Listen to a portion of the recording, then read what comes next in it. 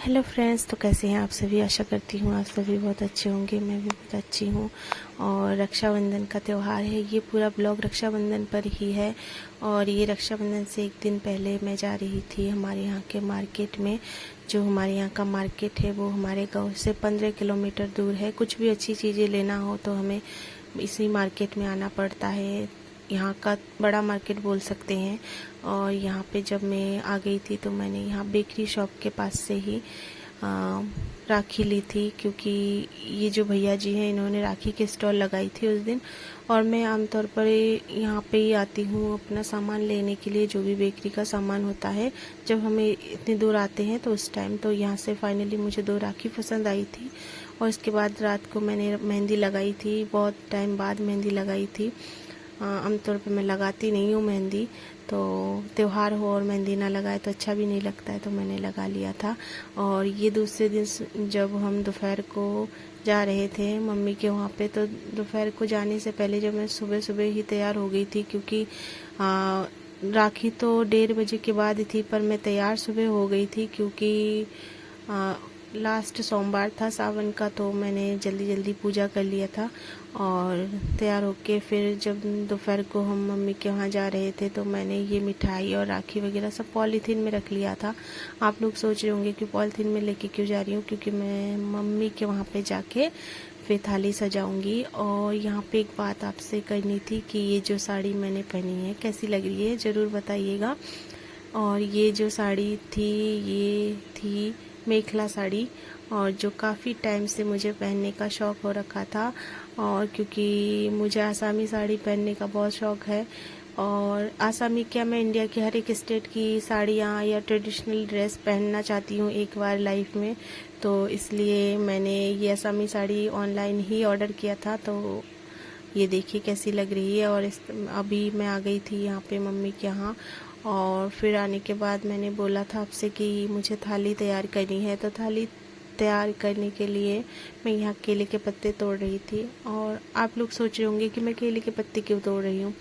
तो केले के पत्ते के ऊपर मैं एक चीज़ करने वाली हूँ। और हम लोगों में ना केले के पत्ते को बहुत ज़्यादा शुद्ध माना जाता है, हम लोग इसके ऊपर रख के खाना भी खा लेते हैं। और केले के पत्ते के ऊपर हर पूजा में, हर चीज़ में हम लोगों में केले का पेड़, केले का पत्ता ज़रूर इम्पोर्टेंट होता है, बहुत ज़्यादा इम्पोर्टेंट होता है। तो यहाँ पे मैंने केले के पत्ते इसलिए लिए थे क्योंकि मैं इसके ऊपर सिंदूर, काजल और चंदन ये सब रखने वाली थी। और ये देखिए जो मैं रख रही थी ये सिंदूर। और सिंदूर में थोड़ा सा ना हम लोग क्या करते हैं, इसमें थोड़ा सरसों का तेल और मिलाते हैं, तो इसको आप किसी के भी मस्तक पे तिलक की तरह लगा सकते हैं। और इसके बाद फिर चंदन भी बहुत ज़रूरी है हम लोगों में, तो चंदन को भी मैंने घिस लिया था। और चंदन घिसने के बाद इसको भी मैंने इसी केले के पत्ते के ऊपर रख लिया था। और इस तरह से मैंने अपनी राखी की जो थाली है वो तैयार की थी। और पास में आप दूर्वा घास भी देख पा रहे होंगे, और फूल और चावल, ये सब चीज़ें हम राखी के समय प्रयोग करते हैं। और इसका प्रयोग क्या होता है मैं अभी थोड़ी देर में आपको बताती हूँ। और ये जो राखी मैं लाई थी ये वो 2 राखियाँ हैं। और ये मैं रुपए इसलिए दिखा रही हूँ क्योंकि मैंने अपने भाइयों से बोला था कि मैं आप दोनों को 1-1 रुपये दूँगी, और इसके पीछे का जो जीरो है वो आपको खुद लगाना है। आप खुद मेहनत करो और इसके पीछे जीरो लगाओ। तो ऐसा मैंने मजाक में बोला था। और ये है घेवर, जो हमारे यहाँ का बहुत ही फेमस घेवर है। और ये हमारे गांव से जो 30 किलोमीटर दूर एक मार्केट, सॉरी 30 नहीं 3 किलोमीटर दूर जो एक मार्केट है वहाँ पे बनता है। और शर्मा मिष्ठान भंडार नाम से है, और बहुत ही शुद्ध मिठाई बनाते हैं ये लोग। और इसके बाद मैंने थाली के साथ थोड़ा सा फ़ोटोशूट किया, और इसकी फिर फाइनली राखी बांधने का समय हो गया था। तो फिर हमने यहाँ पे तैयारी कर ली थी। और अब हम लोगों में राखी कैसे बांधते हैं मैं आपको स्टेप बाय स्टेप बताती चलती हूँ। हम लोग पहले तिलक करते हैं, जो मैंने चंदन, काजल और सिंदूर को रखा था, उन सब से तिलक करने के बाद फिर दूर्वा और फूल से हम जिस तरह से भगवान की पूजा की जाती है उसी तरह से करते हैं। और फिर राखी बांधते हैं। और राखी बांधने के बाद मैंने यहाँ पे दोनों भाइयों को राखी बांधा। और राखी बांधने के बाद फिर हम लोग आरती करते हैं। जैसे हम ईश्वर की आरती करते हैं, इस तरह से हमारे में कोई भी पूजा होता है, तो पूजा हो या कोई पर्व हो, शादी होती है, किसी का आशीर्वाद होता है जो सगाई बोलते हैं, उसमें भी इसी प्रकार से होता है। तो इस तरह से आरती करने के बाद और फिर मिठाई खिलाई जाती है। जैसा मैं कर रही हूँ इस प्रकार से ही शादियों में भी किया जाता है हमारे यहाँ पे। ये सबके घर में होता है, स्पेशली मैं दिखाने के लिए नहीं कर रही हूँ, ये हम लोगों का कल्चर है।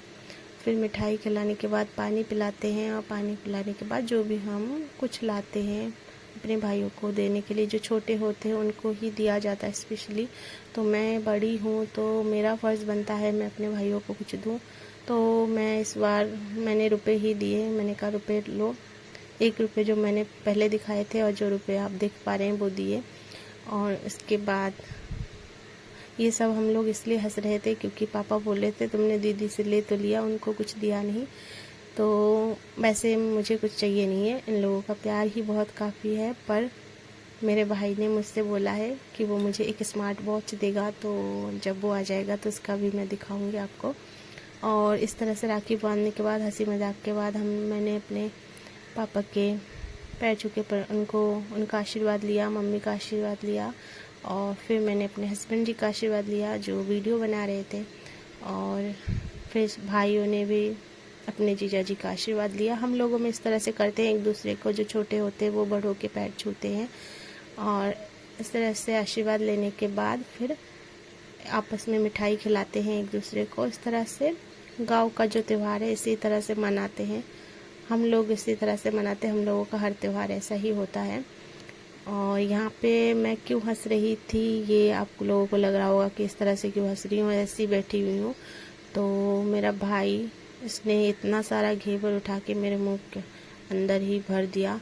तो मेरे यहाँ पे मेरे हस्बैंड जी भी आ गए, उन्होंने भी मुझे खिलाया। तो सब लोग ऐसे हंस रहे थे इस तरह से देखे कि सब मुझे ही खिलाए जा रहे थे। फिर भाइयों ने अपनी राखी दिखाई, कैसे ये राखी उनको बंधी थी। और फिर आगे हम लोगों की खाना बनाने की बारी।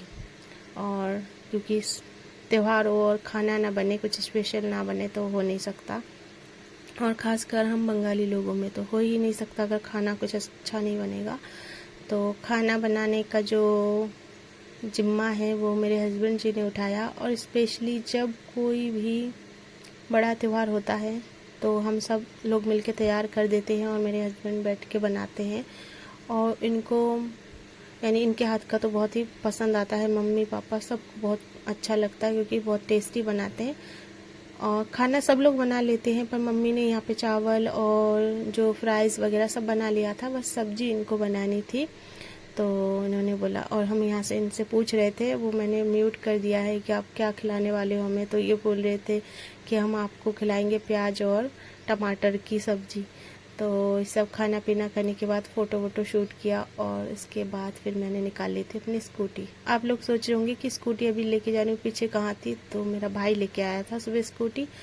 और जब हम घर आ गए थे तो रात को चंद्रमा इस तरह से दिख रहा था, आप लोगों में से किसी ने देखा हो।